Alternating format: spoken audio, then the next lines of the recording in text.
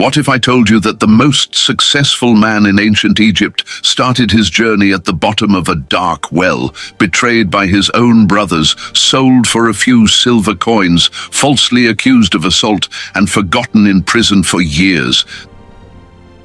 This is not fiction. This is the true story of Prophet Yusuf, Joseph. Picture this. A young boy, barely into his teens, wakes up one morning with his heart racing. He's just had the most vivid, extraordinary dream of his life. In this dream, he saw 11 stars, the sun and the moon all prostrating before him. Excited and confused, he rushes to tell his father, Prophet Jacob, a man renowned for his wisdom and closeness to Allah. "Father, I saw 11 bright stars, and the sun and moon as well. I saw them all prostrate in front of me." But instead of celebrating, his father's face grows serious, very serious. Yaqub, blessed with knowledge from Allah, immediately understands the magnitude of this dream. This isn't just a random vision, it's a prophecy of incredible greatness awaiting his beloved son. But he also knows something else. Danger is near. "My son," Yaqub warns with urgency, "don't tell your brothers your dream, lest they devise some scheme to harm you. Satan is a clear-cut enemy to man." Why would a father fear his own sons? What kind of family dynamic existed that would make this warning necessary? Here's the painful truth. Jealousy doesn't skip bloodlines. Yusuf had 11 brothers, and among them, a toxic resentment was brewing. They would gather in secret, their conversations dripping with envy. Why? Yusuf and his brother are dearer to our father than we are. Although we are a strong group, our father is clearly making a mistake. Think about this for a moment. They were many, they were strong, they believed they deserved their father's love more. But Yaqub loved Yusuf and his younger brother differently, not because of favoritism, but because they were more God-conscious, more righteous, more aligned with the teachings of Allah.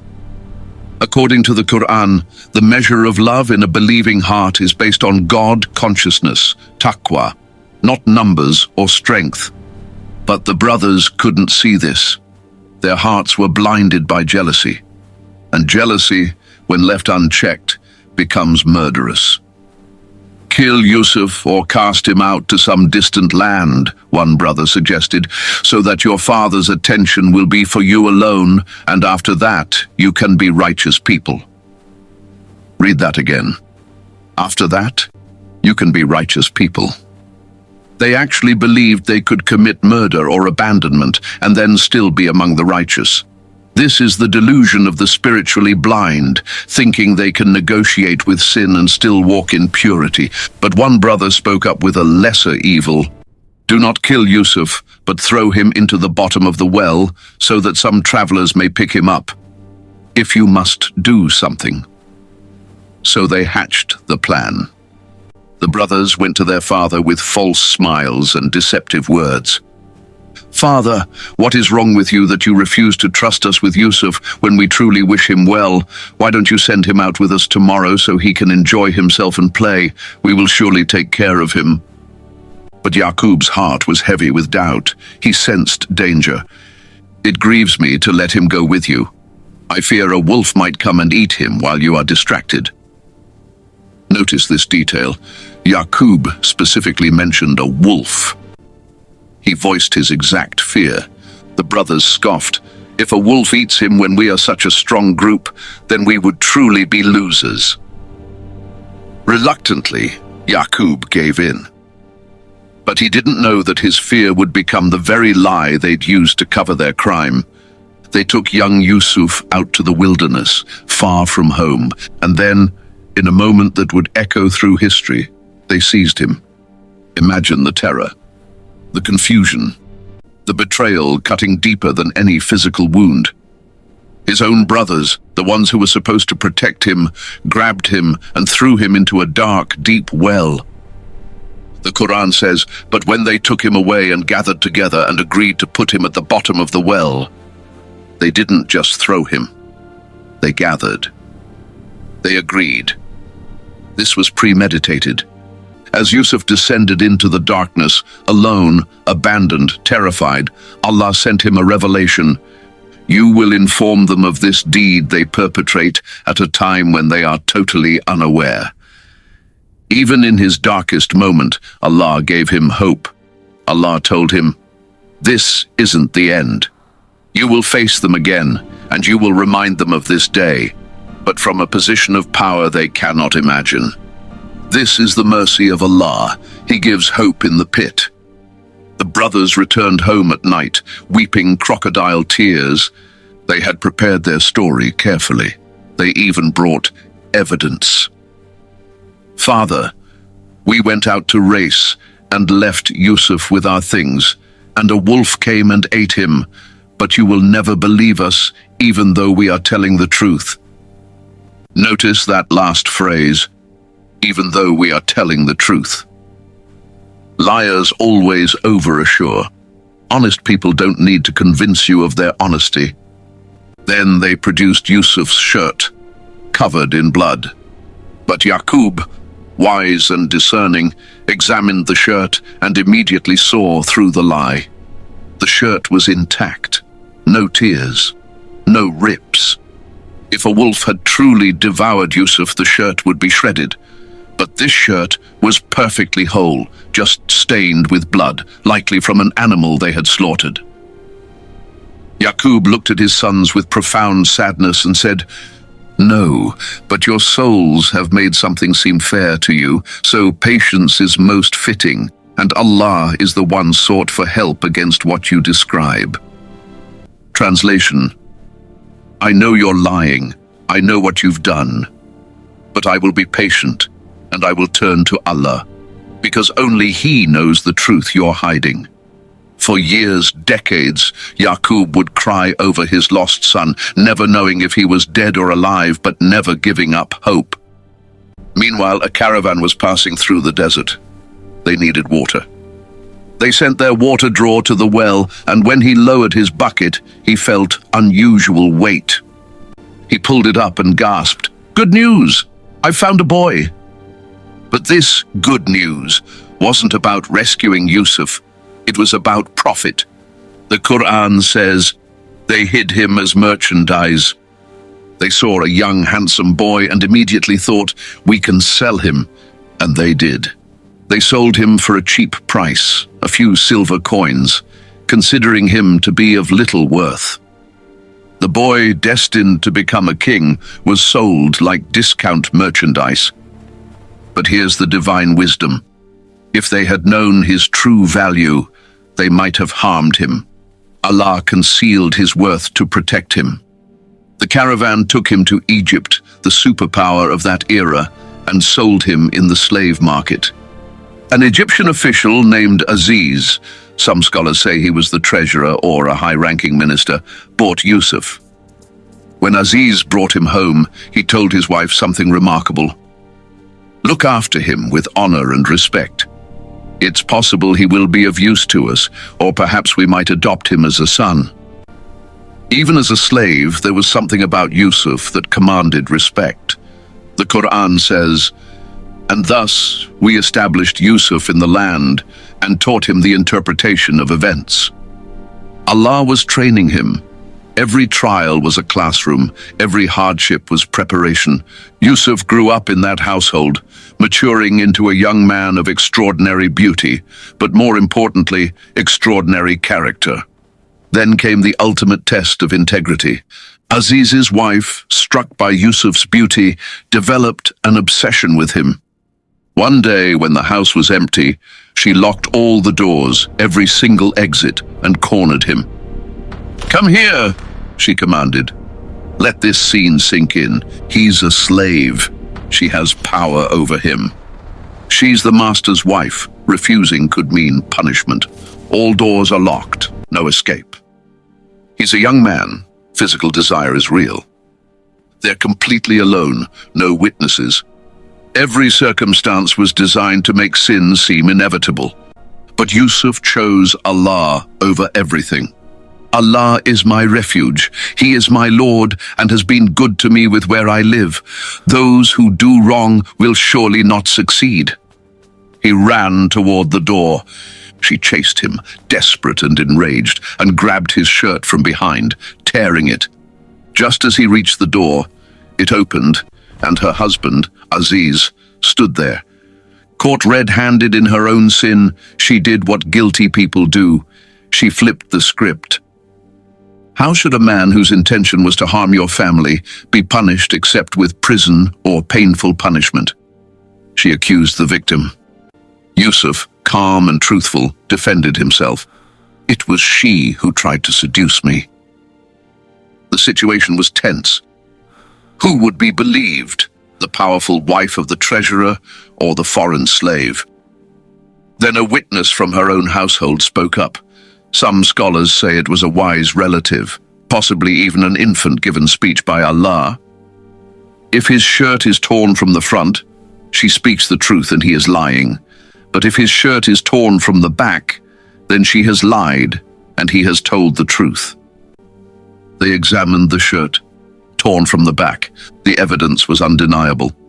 Yusuf was running away. She was chasing him. Aziz turned to his wife with disappointment. "Indeed, this is from your female cunning. Your cunning is truly great." Then to Yusuf, "Yusuf, ignore this. And you, my wife, ask forgiveness for your sin. Indeed, you were of the sinful." Case closed, right? Yusuf's innocence proven, his honor restored. Not quite. Word got out. The women of the city began gossiping. "The governor's wife is trying to seduce her slave boy. He has struck her heart with love. She is clearly astray." This enraged Aziz's wife, not because she felt shame, but because she felt judged by hypocrites. So she devised a plan to justify herself. She invited all the noble women of the city to a banquet. She prepared a lavish meal and gave each woman a knife to cut fruit or meat. Then, at the peak of the gathering, she called Yusuf to enter the room. And when they saw him, they were so stunned by his beauty that they cut their own hands without realizing it. Allah preserve us! This is no mortal man. This can only be a noble angel. His beauty was so overwhelming that it literally caused them to lose control of their senses. Aziz's wife, vindicated in her twisted logic, said, "This is the one you blamed me for. I tried to seduce him, but he refused. And if he does not do what I command him, he will surely be imprisoned and humiliated." She made her threat public in front of witnesses, with no shame. "Submit to me, or I will destroy you." Yusuf faced an impossible choice: give in to her demands, face false imprisonment and public humiliation. Most people would compromise, rationalize, survive. But Yusuf chose differently. He turned to Allah and made one of the most profound prayers in history. "My Lord, prison is more beloved to me than what they invite me to. Unless you turn away their plan from me, I might incline toward them and be of the ignorant." Read that again. Prison is more beloved to me than sin. He would rather lose his freedom than lose his soul. And Allah answered, so his Lord responded to him and turned away from him their plot. Indeed, he is the hearing, the knowing. But here's what's stunning. Even though Allah turned away their plot, they still threw him in prison. Why? Then it appeared to them, after they had seen the signs of his innocence, that they should imprison him for a time. Despite the evidence, despite the truth, despite everything, they imprisoned an innocent man to protect their reputation. Yusuf entered the prison. Not for months, for years. The Qur'an doesn't specify exactly how long, but it says several years. Some scholars estimate 7 to 12 years. Imagine that, a decade of your life, gone, for a crime you didn't commit, in a foreign land, separated from family, forgotten by the world. But Yusuf didn't waste his time in bitterness. He served, he taught, He interpreted dreams. Two young men entered the prison with him. One night, they both had troubling dreams. They came to Yusuf. "Tell us the meaning of our dreams. We see that you are of those who do good." Even in prison, his character shone so brightly that people trusted him. But before interpreting their dreams, Yusuf gave them dawah, invitation to faith. "O my companions of the prison, are many lords better, or is Allah the one, the prevailing? You worship nothing besides Him except names you have named, you and your fathers, for which Allah has not sent down any authority. Legislation is only for Allah. He has commanded that you worship none but Him. That is the correct religion, but most people do not know." Even in prison, he didn't stop calling people to Allah. Then he interpreted, "One of you will serve his master wine, the other will be crucified, and birds will eat from his head." And he said to the one who would be saved, "Mention me to your master." This was his chance, his ticket out. The man was freed, just as Yusuf predicted. He returned to the palace, to the king, to freedom. And Yusuf waited and waited. But Satan made the man forget. So he remained in prison for several years. Imagine the emotional weight of that sentence. Your only hope forgets you. Years pass. Hope fades. The world moves on. But Yusuf remained patient. Then one night, the king of Egypt had a disturbing dream. "I saw 7 fat cows being eaten by 7 thin ones, and 7 green ears of grain and 7 dry ones." He called his magicians, his wise men, his advisors. None could interpret it. "Confused dreams," they said. "We don't know the meaning of such things." That's when the freed prisoner finally remembered. "I will tell you its interpretation, so send me to Yusuf." After years of forgetting, he finally remembered. He rushed to the prison. "Yusuf, O truthful one, explain to us about 7 fat cows eaten by 7 lean ones, and 7 green ears of grain and 7 dry ones." Yusuf didn't hesitate. "You will sow for 7 years as usual, but leave what you harvest in its ear, except a little which you eat. Then will come after that 7 years of hardship which will consume what you saved for them, except a little which you store. Then will come after that a year in which people will have abundant rain and press, olives and grapes." A complete economic forecast, a national disaster plan, a solution to save millions. The king, amazed, sent word, "Bring him to me at once." Finally, freedom, vindication. But when the messenger came, Yusuf refused to leave. "Wait, what? Return to your master and ask him about the women who cut their hands. Indeed, my lord is knowing of their plan." This is stunning.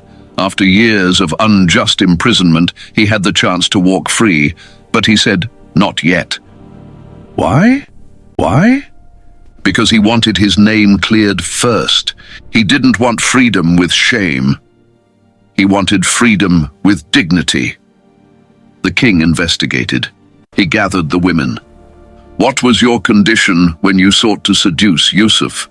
They confessed, "Allah forbid, we know about him no evil." Then Aziz's wife, broken, admitted the truth. "Now the truth has become evident. It was I who sought to seduce him, and he was of the truthful." After years, the truth finally emerged. The king summoned Yusuf again. This time Yusuf went. When he stood before the king, the ruler was so impressed that he said, "Indeed, you are today established in our presence with position and trust." But Yusuf made a bold request. "Appoint me over the storehouses of the land. Indeed, I am a knowing guardian."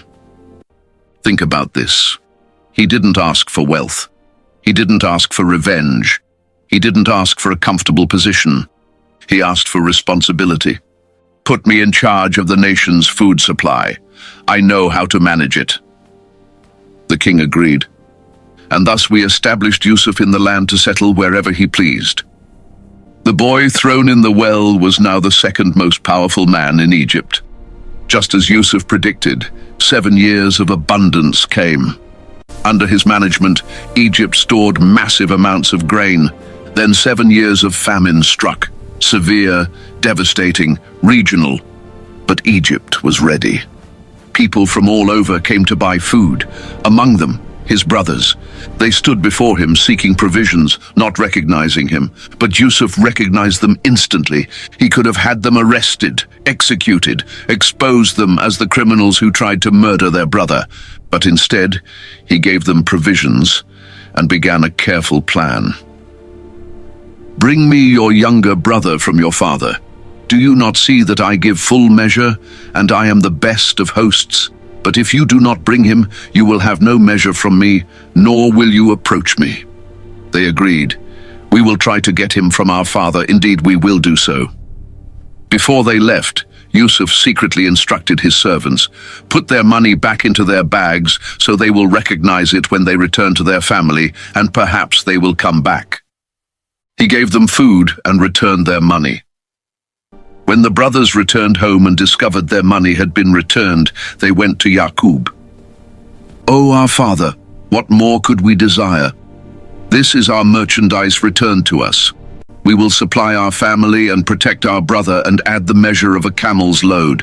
That is an easy measurement." But Yaqub, scarred by past betrayal, said, "Never will I send him with you until you give me a promise by Allah that you will bring him back to me unless you are surrounded by enemies." They swore. But Yaqub added a wise instruction. "O my sons, do not enter from one gate but enter from different gates." Why? To avoid drawing attention, to be cautious, to protect them from envy or harm. But then he said the most important thing, "And I cannot avail you against Allah at all. The decision is only for Allah.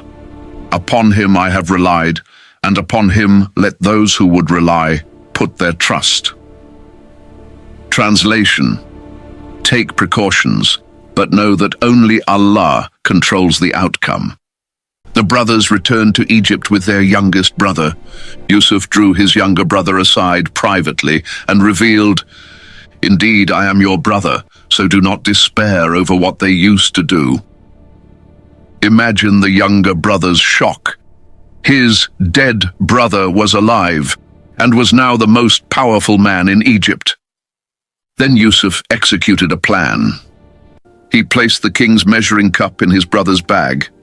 After they left, a herald called out, "O caravan, indeed you are thieves." They turned back, shocked. "What are you missing?"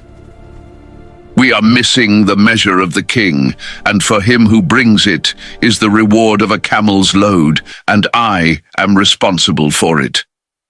The brothers protested, "By Allah, you know we did not come to cause corruption in the land, and we are not thieves." The Egyptians asked, "Then what is the penalty if you are lying?" The brothers, confident in their innocence, said, "The penalty is that he in whose bag it is found will himself be the penalty. This is how we recompense wrongdoers." Under Egyptian law, this meant the person would become a slave. Yusuf's men searched their bags, starting with the others first, then finally the younger brothers. They pulled out the king's cup. The brothers were devastated. They pleaded, "O minister, indeed, he has a father who is an old man, so take one of us in his place. Indeed, we see you as a doer of good." But Yusuf responded, "Allah forbid that we should take anyone except him with whom we found our property. Indeed, we would then be unjust." Under the law, he had every right to keep the younger brother. The eldest brother, remembering his promise to Yaqub, said, "I will never leave this land until my father permits me or Allah decides for me.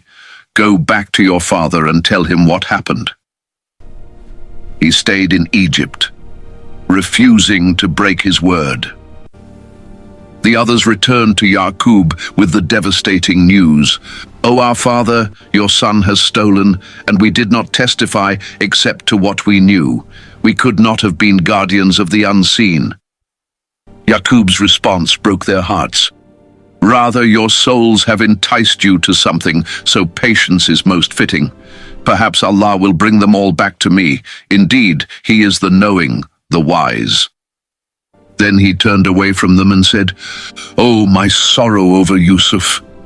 And his eyes became white from grief, suppressing his anguish. He went blind from crying. His son said, "By Allah, you will not cease remembering Yusuf until you become fatally ill or die." But Yaqub replied with one of the most powerful statements of faith, "I only complain of my suffering and grief to Allah, and I know from Allah that which you do not know." Then he gave them one final instruction. "O my sons, go and find out about Yusuf and his brother, and despair not of relief from Allah. Indeed, no one despairs of relief from Allah except the disbelieving people. Never give up hope." The brothers returned to Egypt, desperate and broken. They entered Yusuf's presence and said, "O minister, adversity has touched us and our family, and we have come with goods of poor quality. But give us full measure and be charitable to us. Indeed, Allah rewards the charitable." This time, Yusuf decided to reveal himself. "Do you know what you did with Yusuf and his brother when you were ignorant?" They froze. "Are you indeed Yusuf?" "I am Yusuf, and this is my brother. Allah has certainly favored us. Indeed, he who fears Allah and is patient, truly Allah does not allow to be lost the reward of those who do good." They were overwhelmed with shame. "By Allah, certainly Allah has preferred you over us, and indeed we have been sinners." Yusuf could have destroyed them with a single word, but instead he said, "No blame will there be upon you today. Allah will forgive you, and He is the most merciful of the merciful. Total, complete, unconditional forgiveness." Then Yusuf gave them his shirt. "Take this shirt of mine and cast it over my father's face. He will become seeing and bring me your family all together." When the caravan departed Egypt, Yaqub, still in Canaan, hundreds of miles away, said, "Indeed, I find the smell of Yusuf, if you do not think me senile." His family thought he was delusional. But when the brothers arrived and placed the shirt on his face, his sight returned. He said, "Did I not tell you that I know from Allah that which you do not know?" The brothers asked for forgiveness. "O our father, ask forgiveness of our sins for us. Indeed, we have been sinners." Yaqub replied, "I will ask forgiveness for you from my Lord. Indeed, it is He who is the forgiving, the merciful." The entire family traveled to Egypt. When they entered upon Yusuf, he raised his parents upon the throne, and they all bowed to him in respect. And in that moment, Yusuf remembered the dream, 11 stars, his brothers, the sun and moon, his parents, all bowing before him. Decades later, the dream came true. He turned to his father and said, "O my father, this is the interpretation of my dream from before. My Lord has made it reality. And He was certainly good to me when He took me out of prison and brought you from the desert, after Satan had induced estrangement between me and my brothers. Indeed, my Lord is subtle in what He wills. Indeed, it is He who is the knowing, the wise." Then, at the peak of his power, surrounded by his family, vindicated and victorious, Yusuf made the most important prayer of his life. "My Lord, you have given me sovereignty and taught me the interpretation of dreams.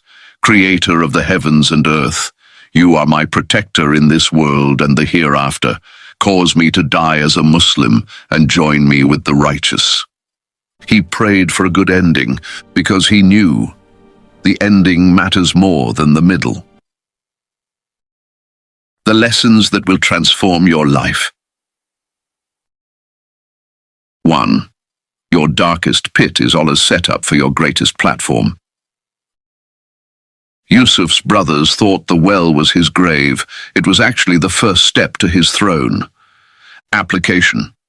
That job loss, that betrayal, that public humiliation, Allah might be clearing the stage for your greatest performance. 2. Integrity. In private determines your position in public. When Yusuf was alone with Aziz's wife, no one was watching, but Allah was, and that moment of private integrity led to public honor. Application. Who you are when no one is watching determines who you become when everyone is watching. 3. Patience isn't passive, it's powerful.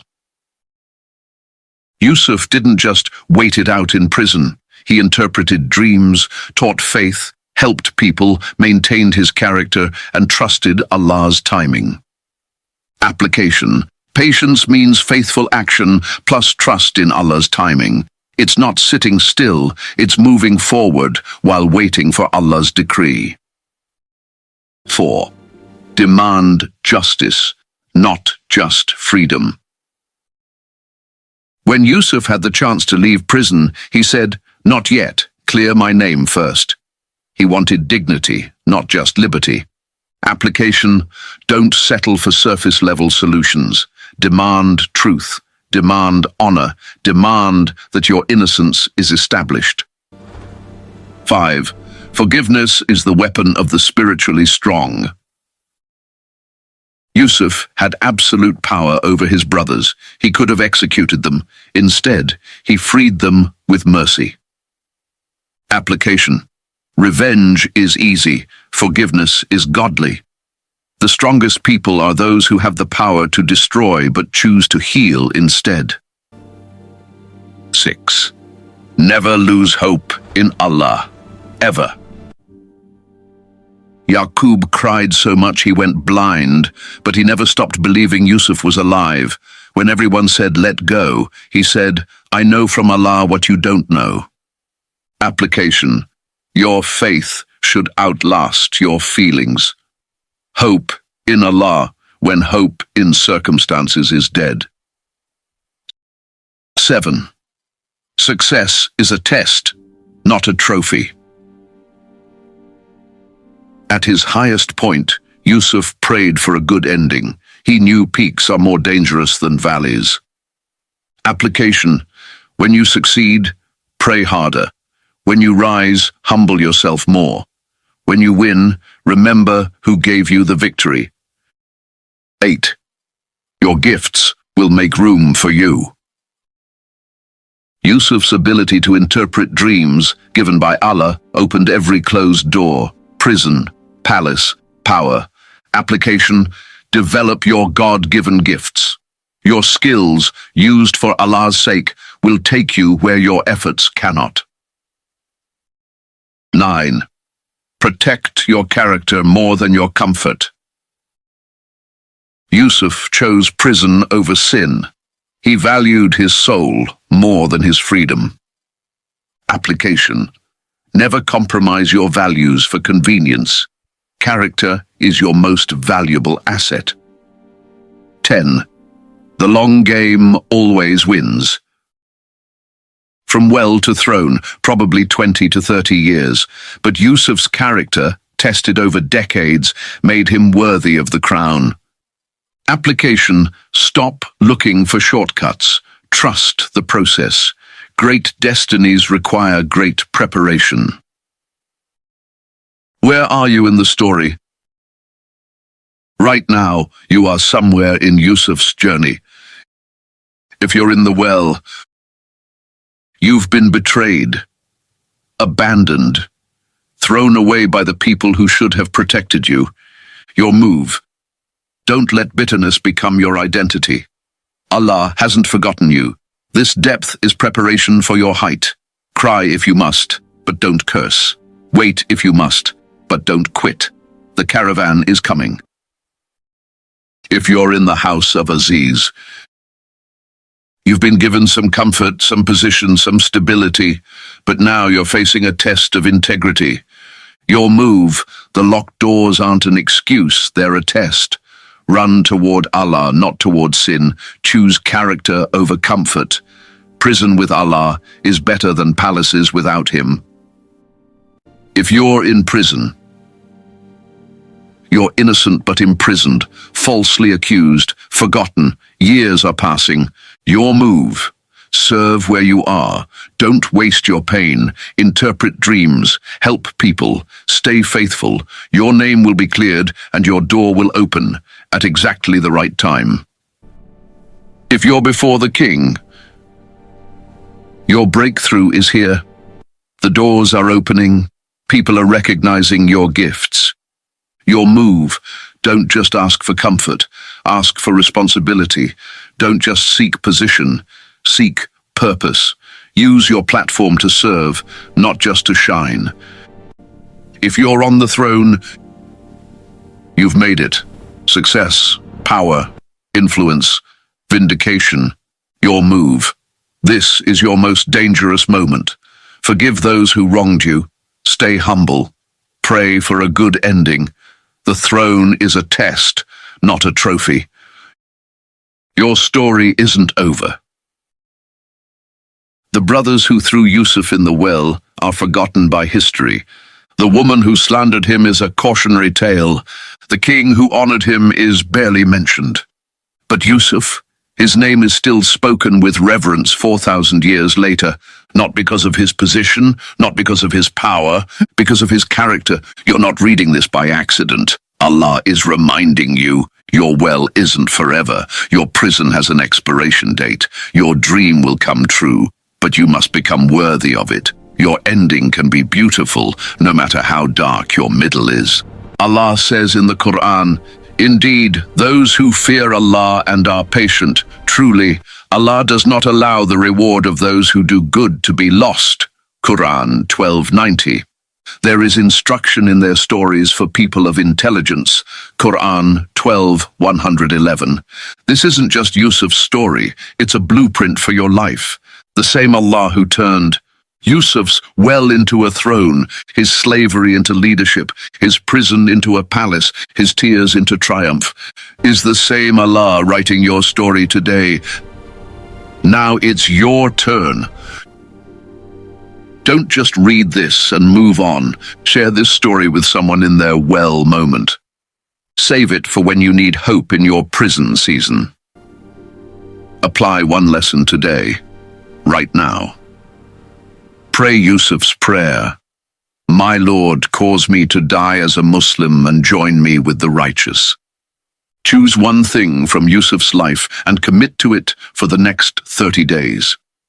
His patience in difficulty, his integrity in private, his forgiveness of enemies, his service to people, his hope in Allah, his humility in success.